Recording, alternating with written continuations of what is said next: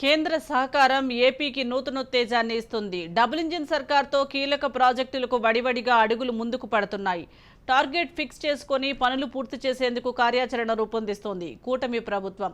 కేంద్రంలో చక్రం తిప్పే స్థాయిలో ఉండటంతో సీఎం చంద్రబాబు అడిగినవన్నీ ఇచ్చేందుకు, విభజన హామీలు నెరవేర్చేందుకు పార్లమెంటు వేదికగానే నిధుల వరద పారించింది. అమరావతికి 15,000 కోట్లు అవసరాన్ని బట్టి అదనపు నిధులు ఇస్తామని బడ్జెట్లో కేంద్ర మంత్రి నిర్మలా సీతారామన్ చెప్పారు. రాజధానిలో పరుగులు పెట్టించేందుకు కేంద్ర రుణంపై ఫోకస్ చేసిన సీఎం చంద్రబాబు ఢిల్లీలోని పెద్దలను కలిసొచ్చారు. త్వరగా డబ్బులిప్పించాలని కోరడంతో వరల్డ్ బ్యాంక్, ఏషియా డెవలప్మెంట్ ప్రతినిధులు క్షేత్రస్థాయిలో పర్యటనలు చేసి నిధుల విడుదలకు సూత్రప్రాయ అంగీకారం తెలిపి వెళ్లారు. ఇక రాష్ట్ర ప్రభుత్వం అత్యంత ప్రాధాన్య అంశాలలో రెండోది పోలవరం. 25,000 కోట్ల మొదటి దశ ప్రాజెక్టు అంచనాలతో ఇంకా రాష్ట్రానికి 12,000 కోట్లు రావాల్సి ఉంది. వీటిపై ఇటీవలే ప్రధాని, హోంమంత్రి, జలవనరుల మంత్రిని సీఎం చంద్రబాబు కలిసి వచ్చారు. కేంద్ర కేబినెట్ సమావేశంలో పోలవరం నిధుల అంశాన్ని చేర్చి షెడ్యూల్ ప్రకటించారు.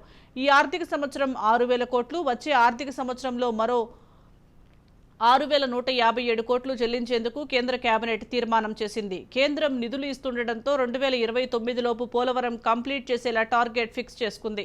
ప్రస్తుతం 990 కోట్లతో వచ్చే 2 సీజన్లలోపే డయాఫ్రమ్ వాల్ పూర్తి చేయాలనే లక్ష్యం పెట్టుకుంది ప్రభుత్వం. ఈలోపే విశాఖకి తాగునీటితో పాటు పారిశ్రామిక అవసరాల కోసం ఎడమ కాల్వ ద్వారా నీటిని అందించేందుకు అవసరమైతే లిఫ్టింగ్ కూడా చేయాలని మంత్రిమండలి నిర్ణయించింది.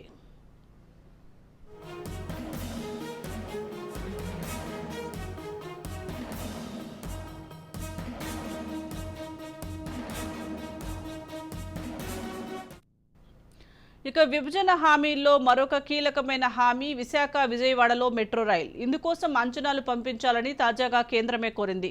అమరావతిలో 26,000 కోట్లు, విశాఖలో 17,000 కోట్లు, దాదాపు 40,000 కోట్లతో 2 దశలలో మెట్రో నిర్మాణానికి వారం 10 రోజుల్లో అంచనాలు పూర్తి చేసి కేంద్రానికి పంపనుంది రాష్ట్ర సర్కార్.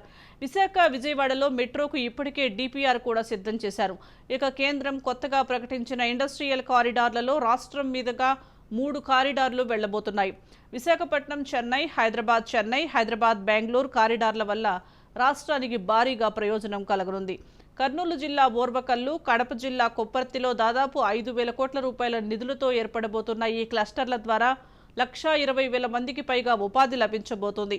భారీగా పెట్టుబడులు వచ్చే అవకాశమూ ఉంది. ఈ నిధులను కూడా వెంటనే ఇచ్చేందుకు కేంద్రం సిద్ధంగా ఉంది.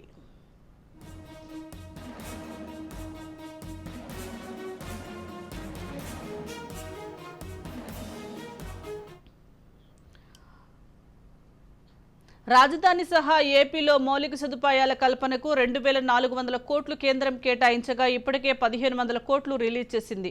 15వ ఆర్థిక సంఘం నిధులు 1,450 కోట్లు రావడంతో వాటిని అన్ని గ్రామ పంచాయతీలకు పంపిణీ చేస్తోంది ప్రభుత్వం. కేంద్ర నిధుల వరదతో క్షణం ఆలస్యం చేయకుండా కార్యాచరణ ప్రారంభించింది ఏపీ ప్రభుత్వం.